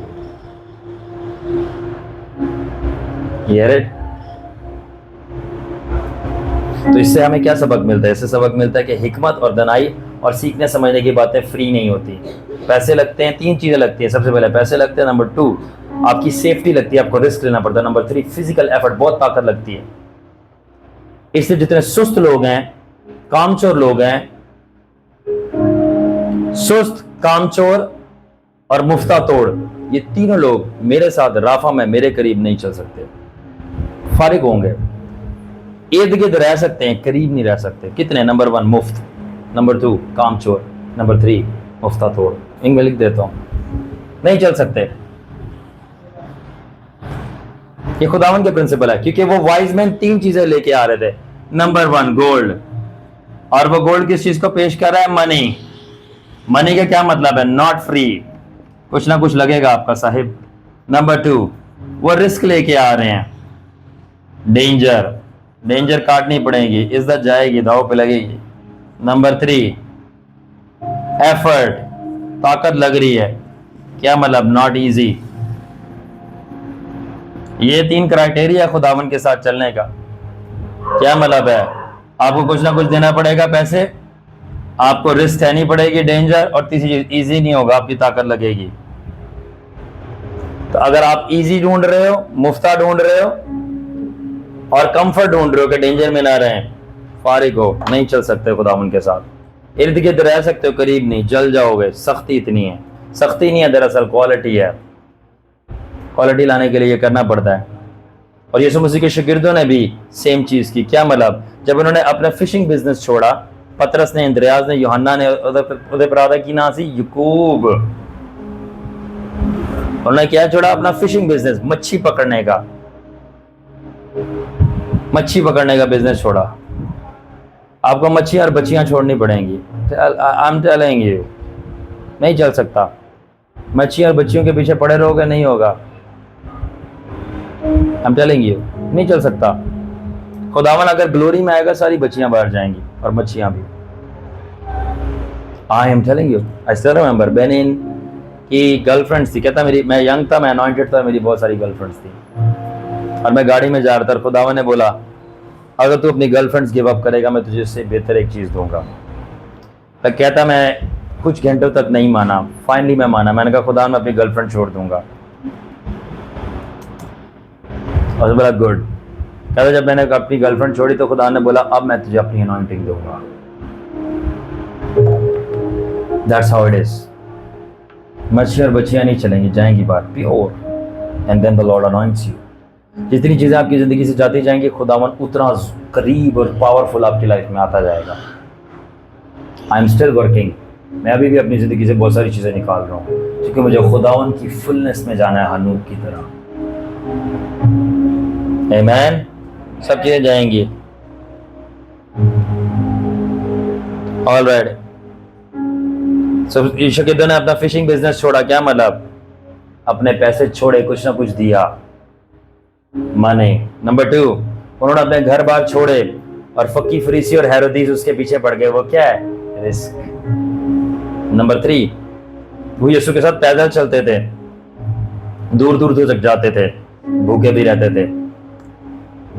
क्या है ये? Effort, physical labour, physical labour. You see, ये 3 चीजें कंपल्सरी हैं। अगर अब बेवकूफ़ों का क्या मसला है? बेवकूफ़ों का मतलब है उनको प्रोक्रेस्टिनेशन बहुत पसंद है, सुस्ती। इसलिए कभी भी वो विजडम के लिए, अक्ल और दनाई, समझदारी और वैल्यूबल चीज़ों के लिए पे कर ही नहीं पाते क्योंकि उनके लिए महंगी बहुत है। महंगी क्यों? क्योंकि वो सुस्त है। सुस्त है तो इसलिए कभी पैसे कमा नहीं पाते। इसलिए कभी पैसे कमा नहीं पाते। पैसे का मतलब सिर्फ कैश नहीं है, हर वो चीज़ है। टाइम कमा नहीं पाते, एफर्ट दे नहीं पाते,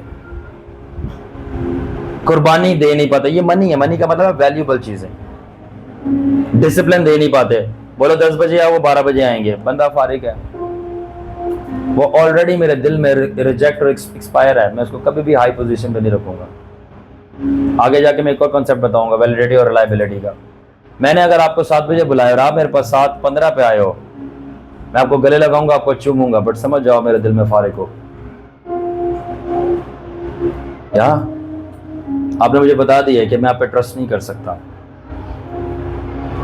बट अगर मैंने आपको 7 बजे बुलाया और आप 6:30 बजे मेरा इंतजार कर रहे हो, मैं आप पे आंखें बंद करके ट्रस्ट करूंगा। काको, दैट्स हाउ लीडरशिप वर्क्स।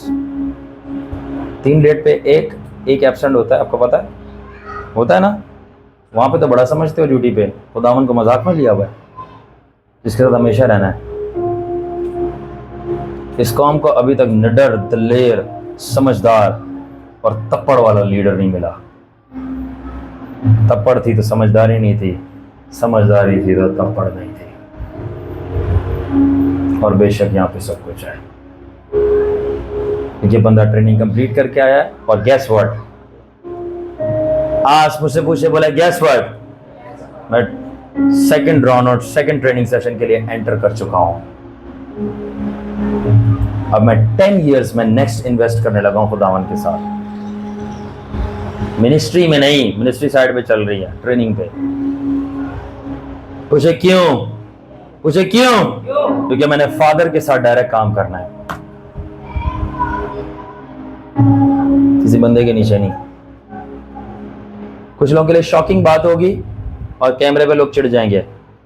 मैं सेटिस्फाइड नहीं हूं होली स्पिरिट के साथ सिर्फ काम करके या जीसस के साथ। या दैट्स हाउ इट इज। मजहबी है, तुम्हें नहीं समझ आएगा ये क्या है। मैं शुक्रगुजार हूं, I love Jesus. Holi spirit मेरा बेस्ट फ्रेंड है। तुम्हें क्या पता है कि सब तक मैं प्यार करता हूं उसको। एक दफा किसी ने मुझे बोला, मजाक में मुझे बोला कि मैं आपके मुंह पे थप्पड़ मारूंगी। किसी ने मजाक में मुझे बोला, मैं स्माइल करके चुप हो गया। होली स्पिरिट ने बोला मुझे अच्छा नहीं लगा। तो होली स्पिरिट ने बोला तूने कुछ नहीं किया मगर मैनू अच्छा नहीं लग गया। उनका क्यों बोला? बिकॉज तू और मैं एक ऐसे, तुझे बोला इसने मुझे बोल दिया। We are one. I am one with the spirit and one with the Jesus and also one with Father. मेरा ट्रायून रिलेशन है, तसलीसली रिश्ता है। एंड यस, वो तीनों अलग हैं, एक ज़्यादा एक शख्सियत नहीं है, तीनों अलग हैं। I have triple coating of relation. And that's मुझे पता है levels of relationships and levels of ministries हैं। जीसस होली स्पिरिट की पावर में मूव कर रहा था, बट वो होली स्पिरिट के साथ काम नहीं कर रहा था। होली स्पिरिट उसमें से होकर काम कर रहा था, होली स्पिरिट उसमें से, मगर यूसुफ बाप के साथ, कुछ समझ आई? वो बाप के साथ काम कर रहा था, तभी बाप का रूह उसमें से होकर काम कर रहा था। इट्स डीप एनालॉजी, तो समझ आ रही है? दैट इज वाई जब आप स्टार्ट करते हो होली स्पिरिट आपके साथ काम करता है, उसके बाद फिर यीशु आपके साथ काम करता है, फिर जब आप और डीप में जाते हो तब फादर डायरेक्टली आपके साथ काम करता है, फिर एक लेवल आता है कि पास आसमान पूरा का पूरा नीचे आ जाता है बाप के रल में, और वो क्रिएशंस आपके साथ पूरा काम करती हैं। ओ पूरी क्रिएशंस, आप ना सिर्फ बाप बल्कि क्रिएटर बल्कि उसकी क्रिएशंस के साथ भी एक हो जाते हो, फेथ में, यूनिटी में और हार्मनी में। माय लॉर्ड, मैं मरने से पहले कम लेवल पे नहीं मरना चाहता। मुझे चीज़ें समझ आ गई हैं, इस दुनिया में क्या है, कुछ भी नहीं है। शादी, बच्चे, ब्याह और बच्चों के फिर आगे पोते पोतियाँ, हाँ मज़ेदार काम नहीं है। मेरे हमारे बाप दादा ने किया होगा, मैं नहीं कर रहा, क्योंकि मेरे को ज़्यादा बड़ा इल्म से आशना किया गया है। शादी ब्याह बच्चे बोरिंग है, मज़ा नहीं है। फिर बच्चों के बच्चे, मज़ा नहीं है। मैं ये नहीं कह रहा नहीं करो, ये बरकतें हैं खुदावन की, मगर साइड की, बड़ी ये रियल चीज़ नहीं है। मैं मना नहीं कर रहा, बट मैं कह रहा हूँ वज़न इस पे नहीं है, मज़ा इस पे नहीं है। मज़ा किस में? जो सब चीज़ें दे रहा हो उसमें कितने गहरे जाते हो, दिस इज इट, उसमें जाना है। लाइक इनॉक एंड मोसेस, मैं बता रहा हूँ, राफा गहरों की मिनिस्ट्री है, डीप वाटर्स,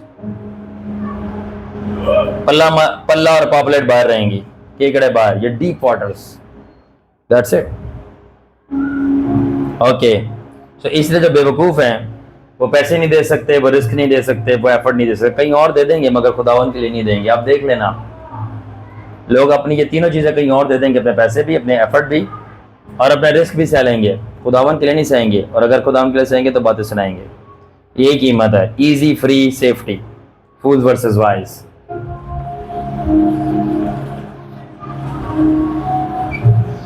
तो मैं लिख रहा हूं, ये देखो, ओके, फूल वर्सेस वाइज। ये फूल है और ये वाइज है, ठीक है। Easy, free, safe. फूल चाहता है सब चीजें क्या हो, इजी, बोलो इजी, फ्री और सेफ, ठीक है।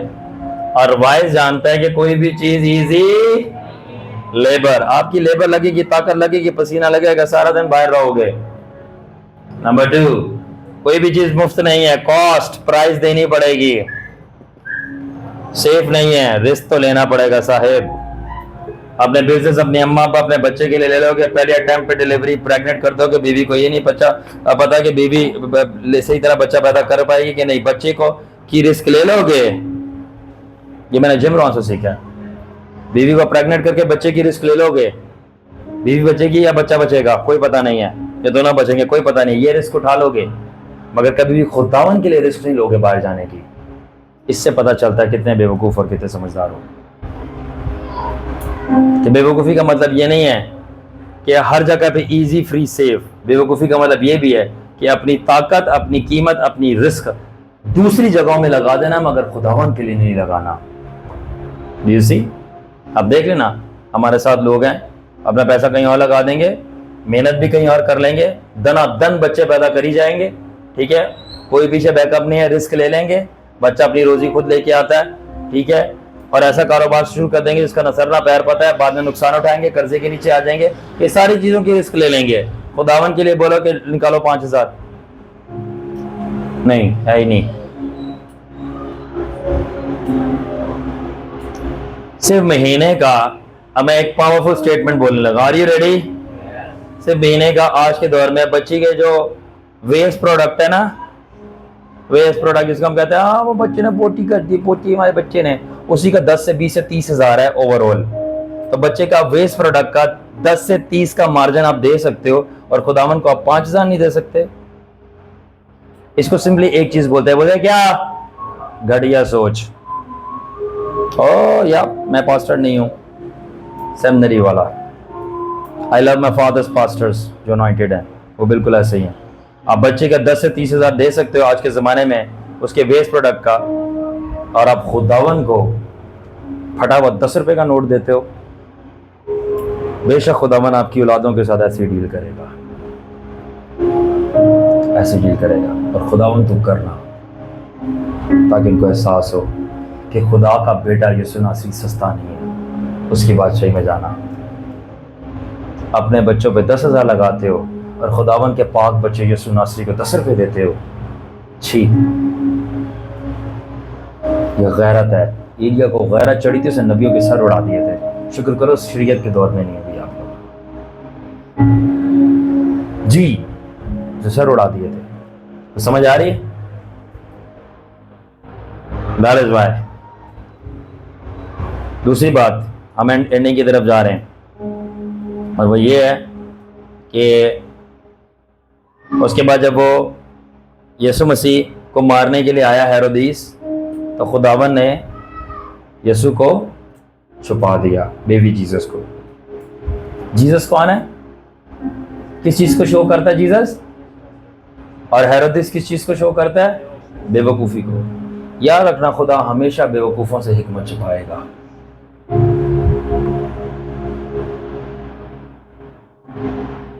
और समझदार उसको ढूंढते हुए पैसे की कीमत अदा करते हुए आएंगे, रिस्क उठाते हुए आएंगे, जान की बाजी मारते हुए आएंगे और ताका लगाते हुए आएंगे। और बेवकूफ़ पहली बात है, क्योंकि वो पैसे की बात आ गई वो आएंगे नहीं, वो ताका लगाने की बात आ गई वो आएंगे नहीं। बैठे बैठाए प्लेट में मिल जाए, और अगर उनके कोशिश ये होगी कि उनको मुंह में भी डाले, तुम्हारे मुंह में नीला थोथा ना डालूं मैं। उसके बाद सेफ्टी एंड सिक्योरिटी कंफर्ट में सारी चीजें मिल जाएं। तो याद रखना, जिस तरह बेबी जीसस को खुदावन ने हेरोदीस से छुपाया था ना, हेरोदीस ना समझ था कि वो हिकमत के बादशाह को मारना चाह रहा है। बेवकूफ़ियों का बादशाह हिकमत के बादशाह को मारना चाह रहा है, और इसलिए खुदा ताला ने हिकमत के बादशाह को बेवकूफ़ियों के बादशाह से छुपा लिया। इसलिए याद रखो, जो बेवकूफ़ियाँ करने में बादशाह ना, खुदावन हमेशा उससे हिकमत जो आपको बादशाह बनाती है छुपा लेगा। और सिर्फ समझदारों के लिए, क्योंकि और समझदार क्यों हिकमत को पाएगा? उसको ढूंढते हुए आएगा, अपना पैसा भी लगाएगा, अपना पेट्रोल भी लगाएगा, वो धारे पकड़ के आ जाएगा, मगर आएगा। पर जो बेवकूफ़ है वो मुफ्ता देखेगा, मुफ्ते में मिल रहा तो ठीक है, वरना मैंने नहीं आना। बट हाँ, अगर कहीं और उसके जिस्म को मुनाफा है, वहां पर धार पकड़ के भी आ जाएगा। इसलिए तो ये जाहिर हो जाता है वो बेवकूफ़ है कि गलत जगह अपने पैसे लगा रहा है। God hides wisdom from the fools because they want to kill it। खुदा क्यों बेवकूफ़ों से अपनी हिकमत छुपाता? पूछे क्यों? क्योंकि वो क्योंकि जो जिस तरह हेरोदीस यीशु को मारना चाहता था, हेरोदीस बेवकूफ़ है, यीशु समझदार है। इस तरह जो ना समझ हैं वो हिकमत और समझदारों को मारना चाहते हैं, उनकी बेवकूफ़ियाँ मारना चाहती हैं। इसलिए खुदा छुपाएगा, खुदा छुपाएगा। और आखिर में है वर्स 5, और उसके अंदर लिखा है कि ब्राइड ग्रूम ने डिले किया, जब दूल्हे ने डिले किया, लड़े ने, तो जब वो सारी सो गई, बेवकूफ़ सो गई, और जब वो सो गई तो क्या हुआ? लड़ा फिर आ गया। तो जब वो सो गई थी, तो याद रखना कि जो सोना है ना, वो टाइम को जाहिर करता है। क्या जाहिर करता है? पेशेंस को। Patience, delay speaks of patience. Patience का क्या मतलब है? Time test. खुदा हमेशा बेवकूफ़ों और समझदारों को दोनों को टाइम टेस्ट से गुजारेगा, और वो सेम टाइम से बंदा क्या करता है ये जाहिर कर देगा वो कितना समझदार है, कितना बेवकूफ़ है। ये एंडिंग है, हिम्मत पकड़ के रखना, हमें ख़त्म करना है। Is it going? ठीक है। Time test reveals wise and fool to their core. ये लिखो, माय गॉड।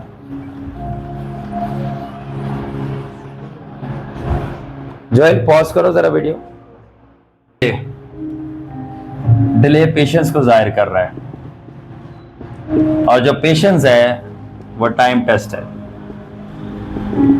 और जो टाइम टेस्ट है it reveals wise and fools to their core. My God, जो टाइम टेस्ट है ना आशिष साहब, वक्त सब्र कौन कर सकता है? और सब्र करते हुए वो क्या कर रहा है? ये बेवकूफों को और समझदारों को दनाओ, इनका कोर, इनकी जड़ें बता देगा ये अंदर से क्या है। आपको इच्ची बिच्ची सब पता चल जाएगी ये क्या है। टाइम टेस्ट, किसी को वक्त दे के देखो, किसी को वक्त दे के देखो, उसको डिले करो, उसको डिले करो, वो कितना सीखना समझना और कुछ हासिल करना चाहता है आपको पता चल जाएगा। मुझे कुछ विद इन द पाकिस्तान, कुछ बाहर से, अभी मुझे एक ईमेल आई है, मैं खड़ा हुआ था, पता नहीं कहां से मेरी मेल ढूंढ ढूंढ के निकाल रहे हैं, और उन्होंने लिख के भेजा बाहर की कंट्री से, पाकिस्तान से, आउट से, मुझे लिखा मैन ऑफ गॉड हमें आपकी अनॉइंटिंग चाहिए। एक बंदे का मैसेज आया था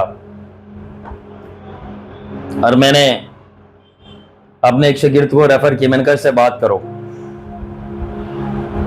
बोला कि हमने देखा है मैन ऑफ गॉड को, हमें उससे मिलना है, हमें मिलने आना है और मुझे उनसे अनॉइंटिंग लेनी है और उनसे मैंने अपने आप को करेक्ट करवाना है। मैंने कहा ठीक है। उस शागिर्द ने मेरे बोला डैड मैं क्या करूं? मैंने बोला छोड़ दो उसको।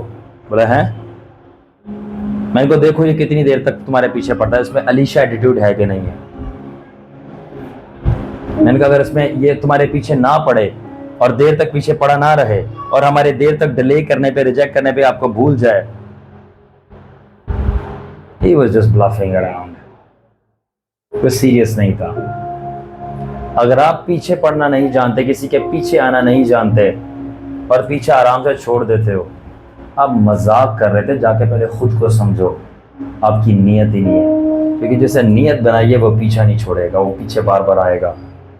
अलीशा ने नाक में दम कर दिया था और आपने हमारी सर में दर्द लगा दिया। नाक में दम लगाने वाले बनो अलीशा की तरह, कि उस्ताद से कुछ लेके छोड़ो, ना कि उस्ताद की सर में दर्द लगाने वाले। जब भी देखा उस्ताद और शागिर्द को देखे अफसोस ही करें। आगे मैंने लीडरशिप मॉड्यूल्स पढ़ाना, उसमें बताऊंगा कि रफ़ा फैमिली में से कौन शतरमुर्ग है, कौन कुकड़ी है मुर्गी, कौन बत्तख है और कौन कबूतर है, और बहुत थोड़े हैं, गिनती के 2-3 वो अकाब हैं।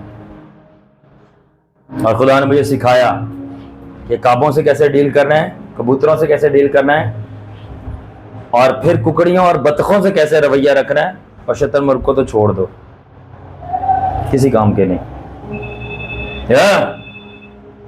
I have learned. और बोला किसी से नाराज नहीं होना, उनको ये जान ले वो हैं कौन, फजूल है।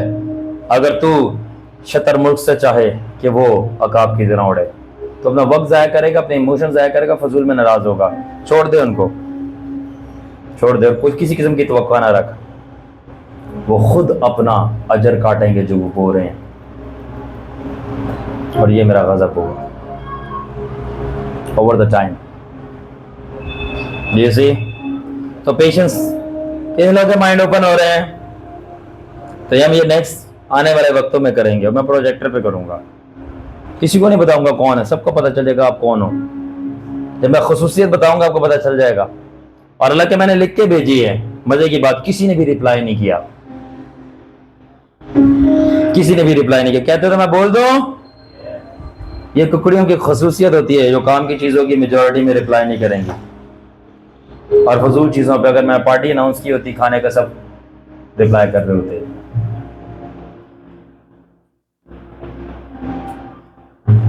और कुकड़ियां ज़िबा हो जाती हैं, मारे जाओगे लॉन्ग रन में।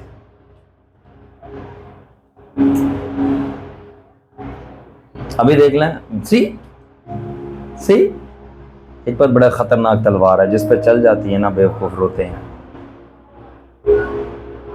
That is why कितने ईगल्स थे, see that, नोटिस भी नहीं किया। अभी हमने बोला समझदार कौन थे, जो नॉनसेंस पे फोकस करते हैं, समझ बारीकियों पे। बेवकूफ कौन है, जो नॉनसेंस पे, जब मैं खाने का पोस्ट भेजू जो उस पर फोकस कर रहा है वो बेवकूफ है, नॉनसेंस पे फोकस कर रहा है। बट खाने पे करे ना करे, अगर मैंने कुछ समझदारी की बात भेजी है, वो लीडरशिप मॉड्यूल उस पर फोकस किया, जवाब आया है कि उसने अपने दिल में सोचा भी है, वो समझदार है, वो नॉनसेंस पे फोकस कर रहा है। अब आप जान रहे हैं आप कितने परसेंटेज में किधर है। एनीवे वापस आते हैं, तो इससे तभी तो मैं कहता हूँ प्रोफेसी से बेहतर टीचिंग है। जो प्रोफेसी भी नहीं जाहिर करेगी ना, वो टीचिंग का पैक हर इच्ची बिच्ची खोल के बता देगा आप कौन हो। तभी यीशु मसीह से लोग चिढ़ जाते थे। क्यों? वो प्रोफेसीज नहीं कर रहा था, वो डीप टीचिंग दे रहा था। इंसान को खोल के बता रहा था। एनीवे पेशेंस क्या रिवील करता है, टाइम टेस्ट। एक और, जब आप समझदार को वक्त और ज्यादा दोगे, समझदार को वक्त और दोगे, वो उस वक्त का इस्तेमाल करेगा और ज्यादा अपने आप को प्रिपेयर करने के लिए। समझदार को अगर वक्त दोगे तो वो क्या करेगा ट्रीजा, उस वक्त का इस्तेमाल करेगा अपने आप को और ज्यादा। और अगर आप बेवकूफ को वक्त और ज्यादा दोगे, वो उसको इस्तेमाल करेगा और ज्यादा सोने के लिए, कि आराम का और वक्त मिल गया। समझदार को वक्त दोगे, उसको और टाइम मिलेगा, कुछ ना कुछ मैं कर लूं यार, मैं सेट कर लूं अपने आप को, प्रिपेयर कर लूं। बेवकूफ को टाइम दोगे, चलो अच्छा टाइम मिले, थोड़ा मैं और सो लूं। समझदार को टाइम और दोगे, वो और ज्यादा टाइम को गेन करेगा कि मैं कुछ ना कुछ उसमें बना लूं, कर लूं, बेहतर हो जाऊं। बेवकूफ को दोगे, वो कहेगा मैं किसी तरह और इसको वेस्ट कर लूं, इधर उधर एंजॉय तफरीयां करके। More time to wise means more grace to improve and more time to change and more time to gain and more time to achieve more. क्या मतलब, समझदार को और वक्त दोगे, इसका मतलब है उनको समझ लग गई कि खुदा ने और फजल दे दिया, और इंप्रूव करने के लिए, और चेंज होने के लिए, और कुछ गेन करने के लिए, और कुछ अचीव करने के लिए। बेवकूफ को और वक्त दे दो तो उसको समझ लग जाती है कि खुदा ने मुझे और टाइम दे दिया मजे लेने के लिए, और टाइम दे दिया सोने के लिए, और टाइम मुझे दे दिया जाया करने के लिए, और टाइम दे दिया मुझे बर्बाद करने के लिए। हेलो, क्या हुआ? और टाइम, बेवकूफ को टाइम दे दो तो समझ आता है कि मुझे और टाइम दे दिया कंफर्टेबल होने के लिए, कि खुदा तो नहीं पूछ रहा, कुछ होती रहा, मेरी जिंदगी सेट चल रही है, मैं कौन सा बीमार हूं, थोड़ी बहुत मैं दुआ कर लेता हूं, आगे पीछे चल ही जाता हूं। सही है, टाइम और मिल गया है। क्या मतलब है? समझदारों के लिए टाइम का और मिलना का इंटरप्रिटेशन है कि इंप्रूव मोर। बेवकूफों के लिए टाइम का और जो मिलना है वो उसकी रॉन्ग इंटरप्रिटेशन देते हैं, कि वो इसको इंटरप्रिटेशन देते हैं इंजॉय मोर। Hello hello,